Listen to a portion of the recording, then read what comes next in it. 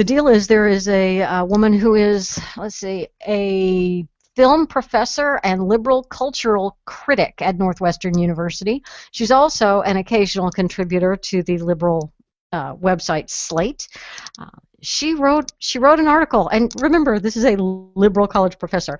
She wrote an article criticizing some of the ways that Title IX has been used on campuses to create this overwhelming sense of victimization, or and let me just read the quote here. She was critical of what she called the layers of prohibition and sexual terror that have inspired campus rules prohibiting romantic relationships. So she was basically arguing in favor of more freedom, less rules and regulation, and a little bit more logic, whatever. It was just an article. Well, and then apparently she tweeted in support of same article, and then the people at her university have brought her up on Title IX charges. And so now she's getting to experience a Title IX prosecution from the standpoint of being the prosecuted, not the prosecutor. And it's gotten, I can't even keep it straight. Felicia, I think you have a much better handle on how all of this went down and who was talking to whom and how all of this went sideways. Can you explain some of the details? Well, I mean, you've got everything clear as far as the details go. Here is a liberal, feminist professor who has been in support of, advancement of causes of women, but who has recognized that there's a lack of due process. There's a bit of hysteria and the attempt to infantilize and achieve victimhood among women instead of the strong, powerful woman. We talked about this a couple of weeks ago. What 70s feminism looked like was very, very different from what we're seeing now. And it's all Let me just emphasize your word choice. That was very important, and the way you did it kind of subconsciously really outlines it. You mentioned that they achieve victimhood. And understand that for so very many college students in the feminist genre, victimhood is an achievement to which they aspire. Right. And that is backwards from the way I was raised. That's backwards from Ms. Magazine feminism that I was taught by my mother. Chaka Khan wouldn't go for that. She would not have any of this.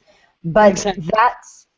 that's what this has become, and the reason it has become this way, I think, is this new way that the left has repurposed their arguments, repurposed their causes in order to build a hierarchy of who is least privileged. And women have been arguing with minorities, with other type of people over this, how many points off do you get for being a woman? How many points off do you get for being a minority? How many points off do you get for being poor? And it's all about, on the left, this hierarchy of victimization. And if you can find a way to achieve victimhood, you can point to someone else other than you to say that they are indeed responsible, because you're not making choices on your own and decisions on your own in a vacuum. All of these other people are influencing and attacking you and making your life miserable, putting roadblocks in front of you.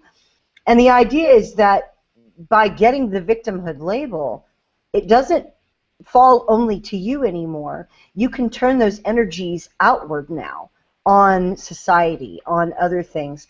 That is always what leftism has been about fixing the other people instead of yourself. But this way it is completely internalized to where there's almost levels of holiness, levels of blamelessness that attach to this. And that's what she's pushing back against, is the level of ridiculous to which it's gotten.